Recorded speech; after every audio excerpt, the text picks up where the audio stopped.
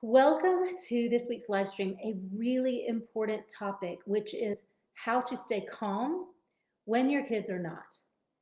Now, for some of us, we have an okay time like relaxing. For some of you, I'm sure you're good at relaxing when you're alone. Others of you I know struggle with anxiety or overwhelm that's here no matter what you're doing. But this talk is really for those of you who feel like life is working really well in general, that you have so much to be thankful for and grateful for. You're living the life that you at one time dreamed of and you imagined it into being. You worked hard to get here where you are now. And everything is going well on paper, that you're healthy and your children are healthy and your family is connected and healthy. But when drama happens, when big feelings happen and kids melt down or blow up or push away from you, or your maybe you have a younger child who has a tantrum, maybe you have a tough time allowing your kids to make choices for themselves and you want to control that process or whatever is going on. When things get tense, you feel your stress level go up really quickly, and then it kind of all falls apart. The wheels fall off the bus. This talk is for you if you're a mom who struggles to stay calm and grounded when your kids are not calm. If you struggle to find your center, to be composed, to think clearly, to make great decisions when there are a lot of feelings happening around you, when your kid's mad at you, when you get yelled at, when someone disrespects you, then this talk is for you. So dive in, get a pen and paper if you're a note taker, and be ready to engage here and interact and show up. Click the like button when you arrive here. Drop some comments into the chat around this video as you watch, so I can know what's helpful for you. And welcome. Settle in and let's get started. So what we're going to begin with is talking about the first point, and there are 3 points today. And those points that we're going to cover are why it's not enough to just take deep breaths and count to 10, why that does not bring a sense of calm to your home. Number 2, what it means to actually be calm when someone else isn't. Might have a flimsy idea of what that is, but I'm going to really give you an overview of what goes into that today. And the third thing we're going to cover is how to stop a meltdown before it even happens, how to stop someone from spinning out or drama from happening before it actually gets going. Okay, so let's just begin with what's really going on when you are not able to maintain your calm. So how it might look, maybe a child is angry at you, gets frustrated with you, or gets frustrated with life or whatever, and you react to that, or you react to them. You might overreact. We call this like, overreacting or biting back or whatever. So that may happen. It also could look like a kid getting mad and getting worked up. If you have a tween, and they're in that phase of pushing off of you, this is really hard for some parents who like to be in control of all the pieces, who want to be a huge influence for their kids and don't know what to do at that stage when it happens because they change and their needs change so much.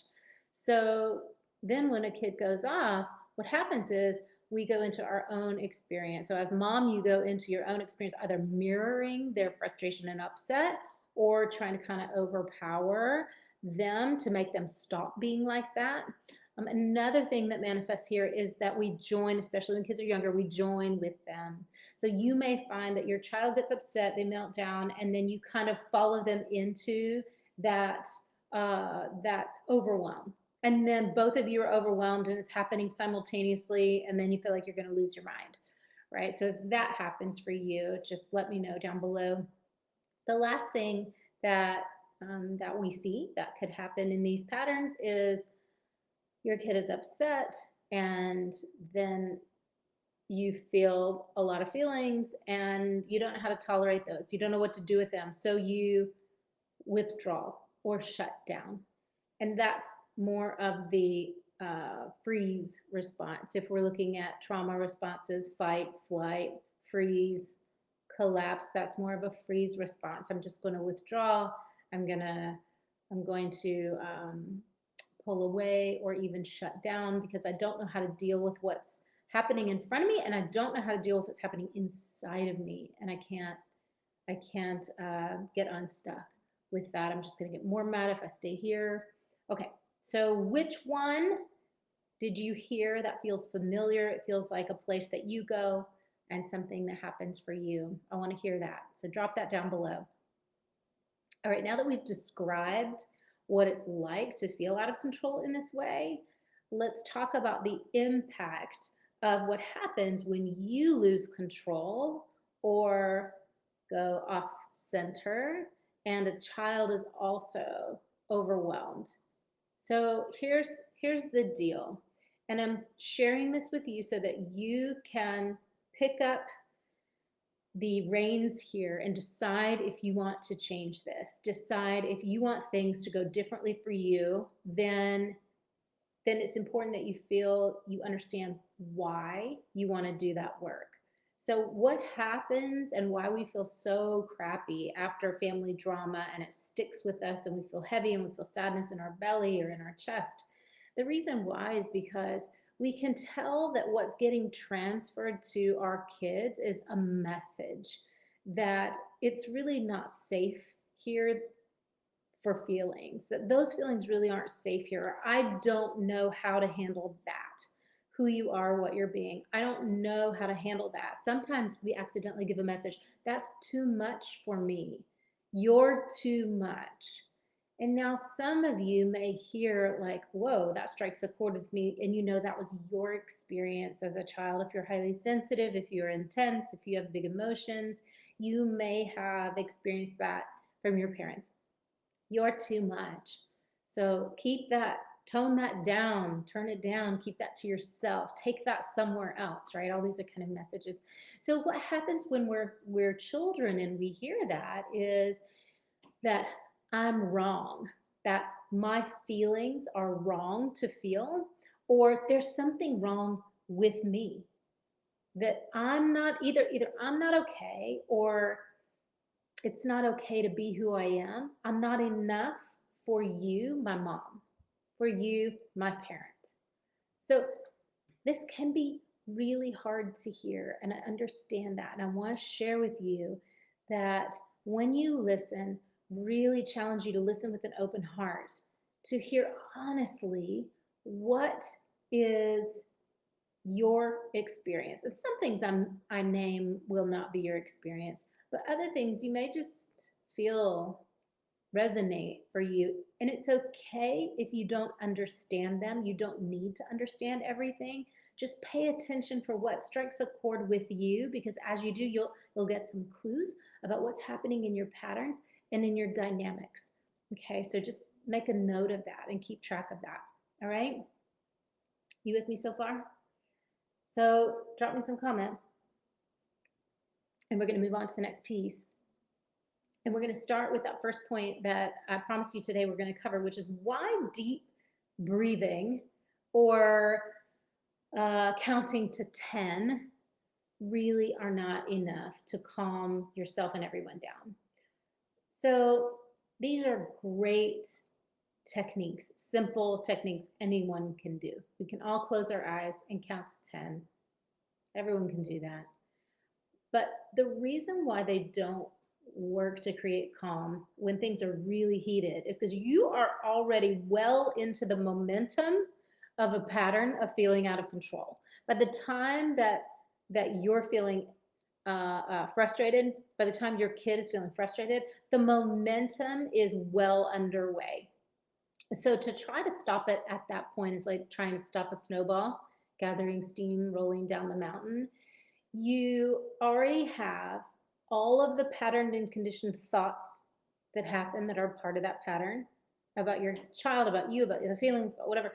You already have that in process, and to and you already have a lot of emotions in process, and to try to just stop it, try to stop a snowball rolling downhill or a car rolling downhill in its path abruptly like that is just going to make a mess, essentially.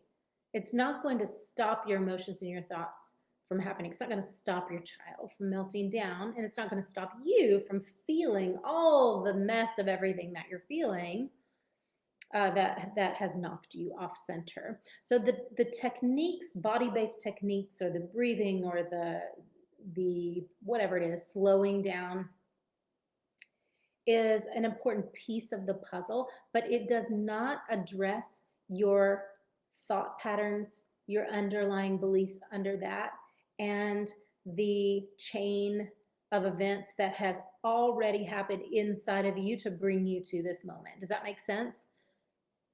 So let me know if that makes sense.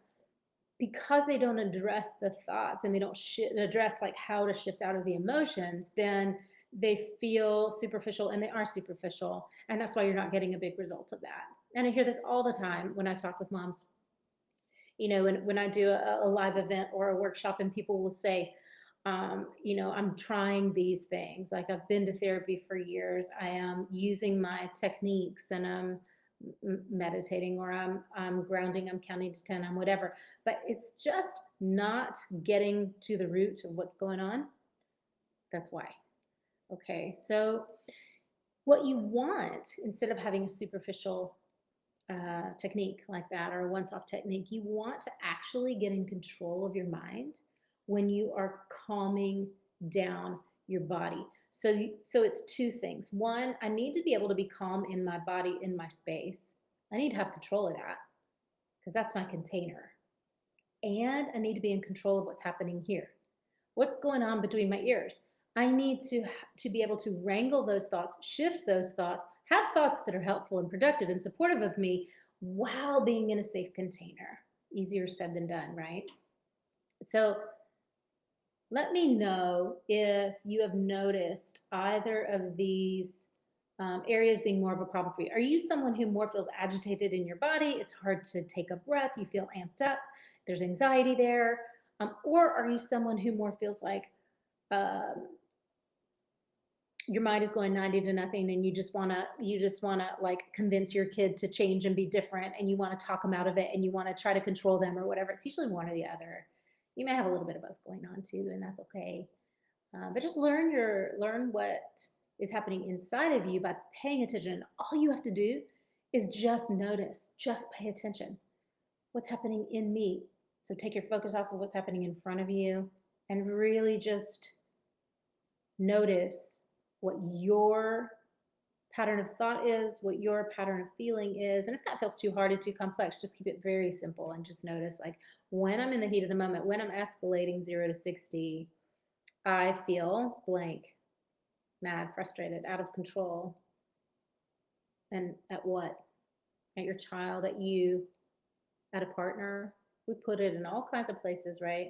So now that we've covered the why that is not enough, I just want to say a few more things about this. So what it means to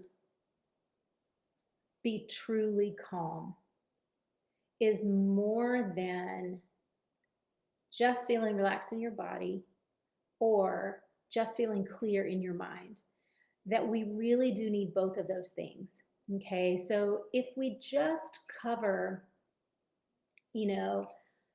how to get control of our nervous system, or if we just cover how to get control of our thoughts, we can find some relief there. But what we won't do is resolve the pattern, because resolving a pattern that manifests drama in your relationship with your child is about resolving root cause of that trauma wounding, root cause of that dynamic and pattern in your relationship now. What are your belief systems? what in the way you process emotions is totally not working anymore, that's the point of healing and transformation. So just want to make sure that you really get that, right? So let's just quick recap why the breathing doesn't work. It's superficial. We have to go deeper. The second thing that I shared with you we're going to cover today is what it means to actually be calm when someone else is not.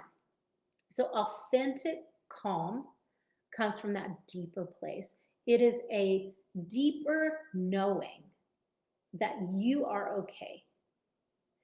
And think about it. When you're feeling out of control of your emotions, you're not in a space of like, I'm totally well, all is well. It's okay that you're upset because I'm good. If you are, then bravo, and you're doing the work, and things are probably going well for you. You may need that next puzzle piece of how to support the kid through that. But if you're feeling agitated by what's going on in them, then the work is in you first. And so the goal here is to learn how to create that deeper sense of calm. And I call it a knowing. It's a knowing that you are okay and that you are going to be okay. And that comes with having a process and a plan, having a proven system for how to handle tough moments, for how to stay connected to your inner calm, how to maintain that sense of emotional stability so that when life happens, because it does happen and it will continue to happen, you are not thrown off with that, with your child, with the problem, with doubting yourself, with overthinking, with trying to control the problem or trying to make your kids be a certain level of success or whatever. You're able to tune into something much deeper, which is a sense of a trust myself and I know that I'll know what to do. Okay, so that is a natural result. That state that I'm talking about is a natural result of having a process that works, of having an identity as a mom. I'm this kind of mom, and I know who that is, and I know that gives me cues and how to respond to those moments. I'm a calm, centered mom. Well, what does it mean? Like, it's a great wish. Everyone has that wish.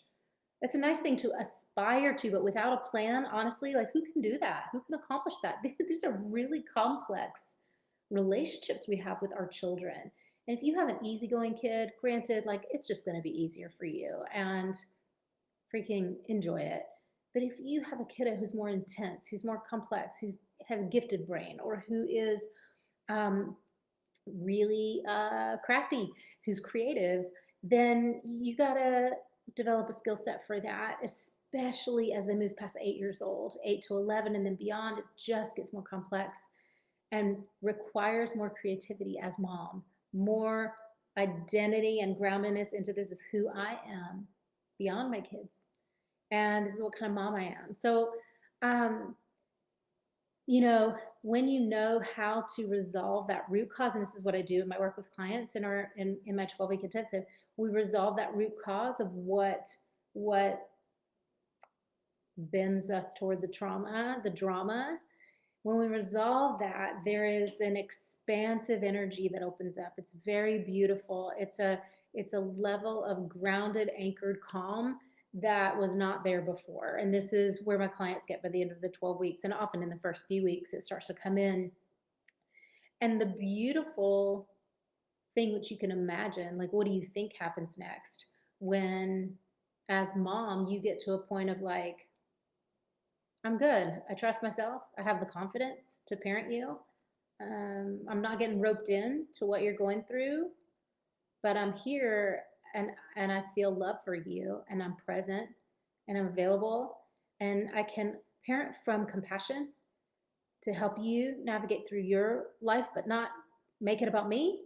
That's everything, you guys. That's everything. It's everything. It's your freedom. It is your freedom.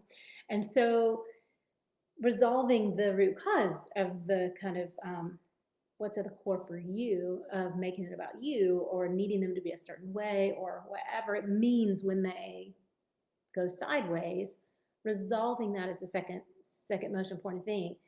when we do that, what becomes available is better than you can imagine. There's so much more fun and enjoyment because you're really authentically connecting with those tough kids. You're really authentically, genuinely able to be with them in the present moment without the past sticking to you or them. So all that's available is more connection. And let me know if you have questions about that piece. And then if not, we'll move on to the third one. And for some reason, sorry, you guys, I'm not seeing the comments come through. So I will check back after this live. Sometimes Facebook does that to me. So we'll come back and do that. The third piece for today is how to stop the meltdown then before it even happens, which this is what we all want, right? Like, well, if I could just avoid that, everything would be fine. If my kid would stop doing that, I would be good. I'm happy. This life is beautiful. I don't know why they do that. Well, I want to open your mind to a new idea here, which is that they're not doing that in a vacuum. Kids don't do that because that's who they are and they came into the world this way and that's their temperament. Temperament has a lot of effects on family.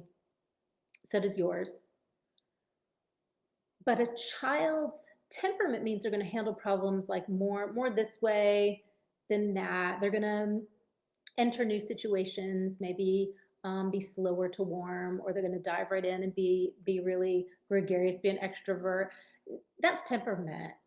But what happens under your roof when no one's around, the emotional blow-ups or tension or the fear you feel in your body about this, or the way they push back at you or yell at you or talk to you, or the ways you feel unappreciated, not seen, and disrespected, those are not your child's temperament. That did not start with them. These are generational patterns. These are paradigms that get passed down from our parents and before them, and it's nobody's fault, and we're not blaming anyone for them, but these are generational patterns that manifest through your children. So when I get asked, like, how do I stop that how do I stop that behavior? How do I prevent that behavior? How do I get into being more proactive to create the calm? Now, the answer is we have to address that there is one place where you have power and control, one. And it's not in them. And it's not in how they navigate the world. And it's not in how they navigate their emotions. We do not have ownership over that. You have ownership over one place, and that is what happens in here, inside of your heart, inside of your belly, inside of your mind, how you move through your experience of your feelings and your thoughts to create your connection with your child is the only thing you can control. What happens from there is miraculous. What happens from that level of ownership is the most beautiful thing that I've ever seen, and I get to see it all the time when moms make that shift. Kids make the shift with them. The more calm you are, the more you trust yourself as a mother, the more you trust that your child is okay, and they're going to be okay. And the more you understand how to support them at whatever stage they're at, the fewer dips you'll have, the fewer wobbles you'll have, the more trust and connection you'll have, the more they will want to be close to you, really, no matter the age. If I could share with you how many clients I have that have had teenage boys who had seemingly really moved on, really didn't want to share with mom, really weren't that interested in coming close to her again for reasons that were not known yet to that mom, like her anxiety, her stress, her desire to help. It comes from seems like it comes from a good place, to help or coach or convince her child to be a certain way, do a certain thing, really like hands-on parenting. And that didn't work for that child. So they push off. Oh my God, the shift into like having your teenage son want to lay in your lap, want to cuddle up to you, want to just be in your orbit now. That is what happens. And for those of you with small children who can see the writing on the wall and you know you're headed in that direction, you have an amazing opportunity to catch this now. You can catch it now and you can create miraculous change if you have the right tools or support or systems. It is 100% possible that no matter how different you and your child are or how much like you they are and you're locking horns, that can be used to create something beautiful between the two of you. So our kids are always feeding off of our energy. When we're frustrated, they will become more agitated. They will feel less okay. The opposite is also true. They're feeding off of your energy. When you are grounded, clear, trusting yourself, connected to your intuitive knowing that you're good and you've got this and you have a system to know how to support your kids no matter what kind of moment they're having, because you're really clear and solid in your sense of who you are as a mom, how you handle hard things and emotions, and you'll get stuck in the lower emotions, then guess what happens for them? They move through it really quickly. They still have emotions, they still have tough times, you still have emotions, but you're not getting stuck like before. So when you're calm, they're able to find their way through a snag really quickly and with more confidence. And then what happens is their emotional intelligence goes up. Their EQ increases because they see you doing it and they get it. It transfers to them and it's automatic, and you don't have to teach it to them, and you don't have to instruct them and lecture them, and all of that goes away. And there's a beautiful, natural, organic transfer of these skills. So all of this and more is so possible for you. I want to hear now where you are getting caught, where you are now, and where you'd like to go. So if you feel inclined to share and you're not too shy about that, I'd love to hear that around this video. Sometimes our kids need space, and that's why they're pushing off of us. Sometimes they feel not understood or not allowed to be who they are. They feel not seen, and they can sense when you're trying to make them be something they're not or control them. And so they're going to push off from you because there's no other option. They're going to isolate. And it seems like, well, I've read this, my kid is a teen, they just need space.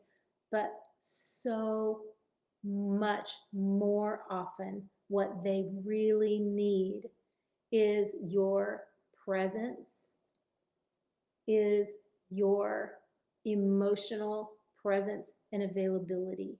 That is truly what they need. I don't care if they're 13 or 17 or 25, until they're adults, which happens late 20s officially. Then they crave that presence from you, from mom, and from their other parent. But there's just a funny thing that happens with moms where, and we can't deny it, that as present and as many dads as I've seen as lead parents, that mom piece doesn't go away. They want your presence. They want your love and acceptance. And it sounds so simple, but really, if it was simple, everybody'd have it figured out. It's just not. We're complex as humans.